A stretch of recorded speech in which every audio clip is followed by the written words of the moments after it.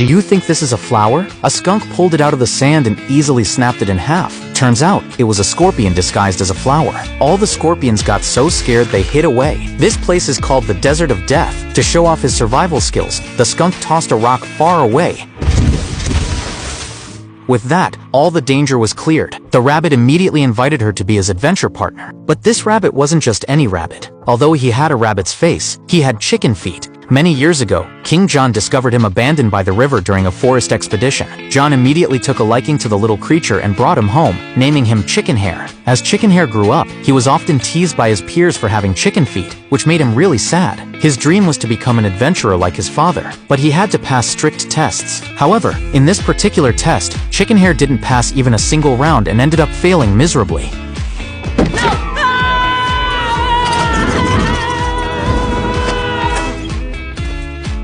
To prove himself, Chicken Hair decided to complete the unfinished adventure of his father and go search for the Dark Hamster's scepter. He then went to the dungeon to meet his uncle, Lapin. Lapin had been imprisoned by John for usurping the throne. When he learned that Chicken Hair was asking about the scepter's location, he deliberately threw a book about the scepter on the ground. As Chicken Hair reached for it, Lapin took the chance to pluck a feather from his head. He then used the feather to unlock the door and escape. Soon after, Lapin led a group of hard criminals to search for the scepter. Chicken Hair realized he had gotten himself into big trouble, so he left a letter for his father and set off on an adventure with his friend Abe. They went to a bar to ask for directions. Chicken Hair accidentally knocked over a rhino bully's dominoes. Now they were in big trouble. Everyone immediately pointed at Chicken Hair. Just when things looked bad, a skunk named Meg stepped up. Now!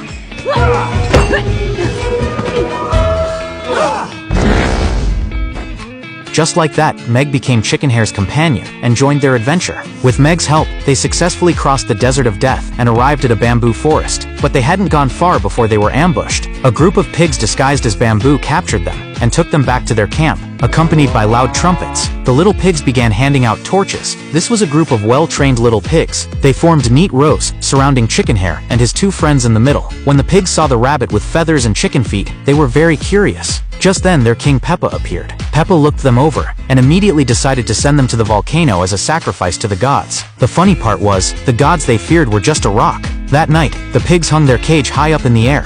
Watching the sleeping pigs, Chicken Hair suddenly came up with an escape plan. He tried poking the pigs' noses with his feathers, and it works like a charm. They began to work together in sync.